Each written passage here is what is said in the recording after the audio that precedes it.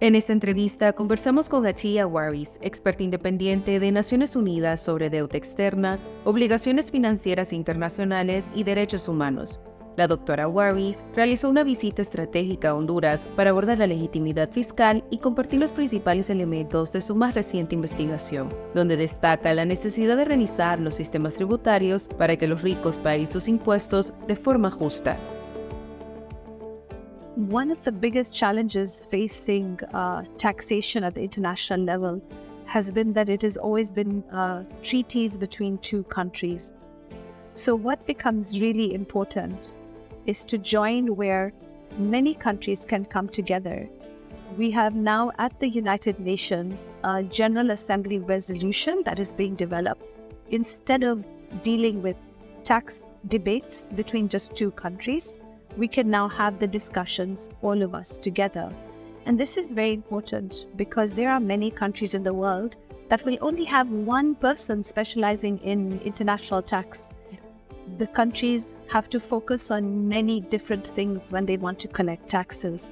So bringing the countries together makes things a little bit easier for them. But it also allows the power imbalance in the world to be better controlled or realigned. Looking at it from the perspective of human rights is that you look at the human being at the center of the conversation. What did I need when I was born?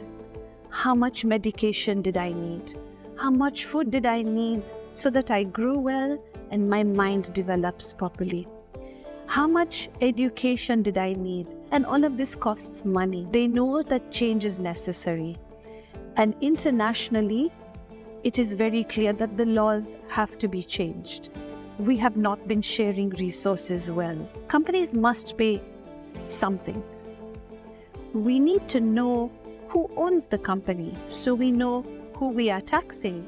We need the information so that we make sure if we take taxes, we take the correct amount of tax. In a country like Honduras and in many developing countries, there is always a rebalancing taking place. One of the most important things for me is to make sure the human being is okay. I look at human rights, which includes socioeconomic rights, from the perspective of the life cycle of a human being. So putting the human being for me at the center of financial decisions is the way to go forward. So I think there are two reports that can be useful for the country. When you have cases of money that is stored outside the country, it's very important that as you emerge from activity that has been officially declared as criminal, that it's not just the criminality of it, there's also the money and the financing and the profit that came out of criminal actions. Means that hopefully there is less criminal activity taking place. And making sure that there is more employment in a country is very important so that people move away from criminal action as well. So making sure that farming is a useful employment. You may also finally have to think about a certain level of forgiveness and amnesty. It is what will allow some people to move forward. Not big criminals, but people that did little things because they felt they had no choice. Because you cannot put everybody in jail also.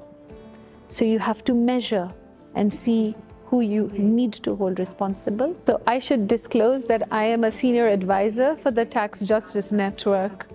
So a lot of these platforms are things I have been working on for the past 10 or 15 years. We need a global fiscal body, and we need a place where countries can go and have all conversations, currency regulation and monitoring on who can control SWIFT transfers and who should be allowed to give sanctions, for example, on dispute resolution that I've talked about.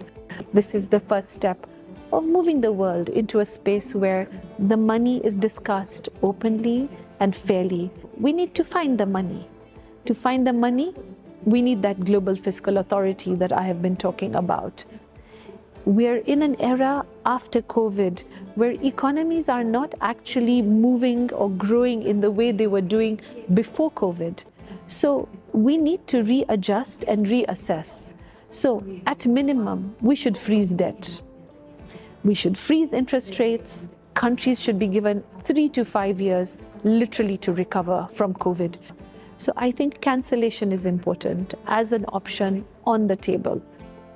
La doctora Attiya Warris ofrece una visión detallada sobre cómo avanzar hacia un sistema fiscal más justo y equitativo, creando reformas fiscales que colocan al ser humano en el centro de todas las decisiones políticas. Expresó su satisfacción con el progreso de la Ley de Justicia Tributaria en Honduras, que al involucrar a todos los sectores busca beneficiar especialmente a la población más vulnerable, garantizando justicia y equidad para todos.